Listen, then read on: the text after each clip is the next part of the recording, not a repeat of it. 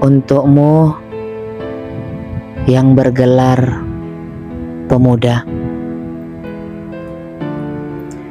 teruslah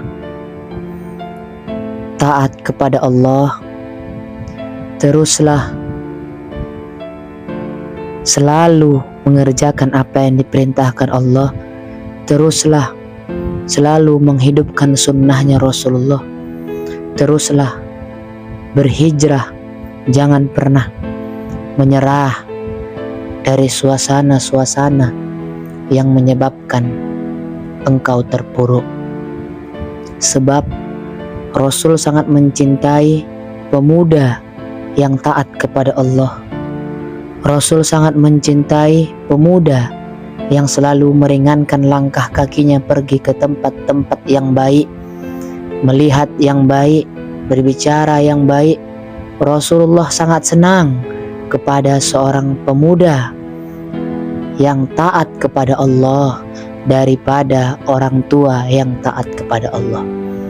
Maka kata Rasulullah, igtanim khamsan qabla khamsin, syababaka qabla haramika, wa sihhataka qabla saqamika, wa ghinaka qabla faqrika, wa faraghaka qabla saglika, wa hayataka qabla mautika. Apa kata Rasul? Manfaatkanlah 5 perkara sebelum datangnya 5 perkara. Waktu mudamu manfaatkanlah sebelum datang waktu tuamu. Waktu sehatmu manfaatkanlah sebelum datang waktu sakitmu. Masa kayamu sebelum datang masa kemiskinanmu. Waktu luangmu sebelum datang masa sempitmu. Waktu hidupmu sebelum datang kematianmu. Wahai para pemuda, apabila ya ma'syarus syabab, man istata'a minkumul ba'ah falyatazawwaj fa innahu aghaddu lil basar wa ahsanu lil farj, faman lam yastati' fa alaihi bis-shaum fa innahu law wijaa. Apabila engkau ingin dimuliakan oleh Allah, maka muliakanlah dirimu. Apabila engkau ingin diangkat oleh Allah derajatnya, maka selalulah berpihak kepada kebenaran.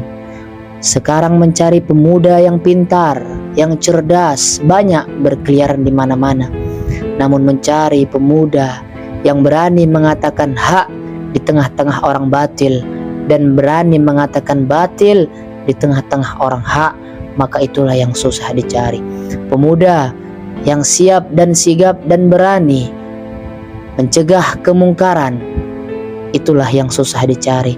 Pemuda yang betul-betul taat kepada Allah, mengharap ridhonya Allah, sangat sulit dicari di zaman sekarang ini. Maka untuk itu, nikmatilah selagi masih muda, jangan kau sia-siakan.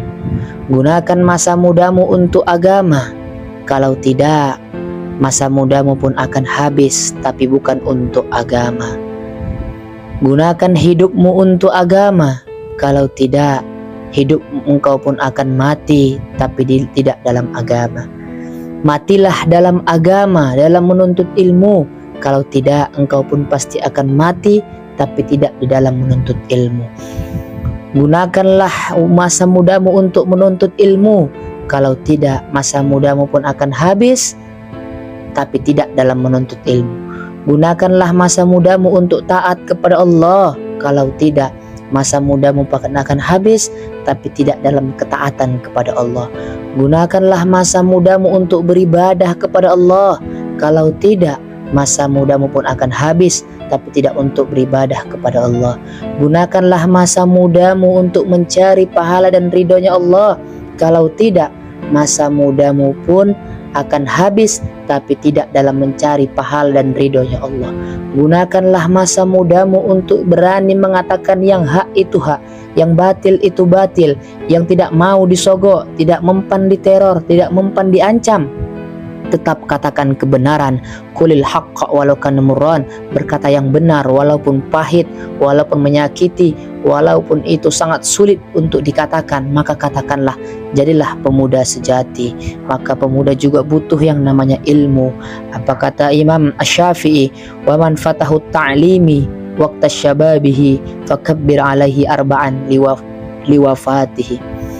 Dan siapa yang tidak mau belajar di waktu masa mudanya, maka bertakbirlah 4 kali sebagai tanda kematiannya, kata Imam Syafi'i. Maka pemuda-pemuda yang saat ini masih menginjak usia muda, maka jangan disia-siakan. Betul-betul jadikan masa mudamu ini menjadi orang baik. Insya Allah engkau pun akan bahagia di akhirat nanti. Engkau pun akan bahagia di masa tua nanti. Jangan engkau sibukkan duniamu, jangan kau sibukkan hidupmu, masa mudamu untuk dunia, yang kau beralasan bahwa kerja di waktu muda akan bahagia di masa depan, akan bahagia di waktu tua. Itu adalah pemikiran yang salah, pemikiran yang keliru. Sebab apa? Sebab jika engkau habis-habisan banting tulang mencari dunia sampai melupakan Allah di masa mudamu, ketika tua, kalaupun kau dapat duit banyak, kalaupun kau dapat harta banyak, pastilah dan pasti engkau tidak akan bisa menikmatinya. Karena apa? Karena engkau sudah tua, karena engkau sudah sakit-sakitan. Dulunya banting tulang masa muda, yang menikmati hartamu ialah supirmu, pembantumu, anakmu, saudaramu, dan yang lain. Tapi kalau kau gunakan masa mudamu untuk agama, pasti kau akan mendapatkan hasil di akhirat nanti. Apa hasilnya? Pahala yang banyak dan kehidupan yang dijamin oleh Allah Subhanahu wa Ta'ala. Sekiranya engkau dapat, sekiranya engkau tidak dapat dunia di waktu kau masa mudamu, kau katakan untuk masa depan. Apa sih masa depan itu? Masa depan itu apakah ketika engkau sudah tua? Lihatlah orang-orang tua, mereka tidak beranggapan bahwa harta yang nomor satu. Setelah mereka tua, setelah mereka mempunyai jabatan, mempunyai uang, mereka beranggapan tidak harta yang nomor satu, tetapi kesehatan. Untuk itu anak muda, teruslah berkarya, teruslah kreatif, teruslah mencari hal-hal yang baik, hal-hal yang positif. Terus luruskan jalan hijrahmu. Jangan pernah kau goyang, jangan pernah kau tunduk kepada kemaksiatan. Insya Allah, Allah pasti akan bersamamu.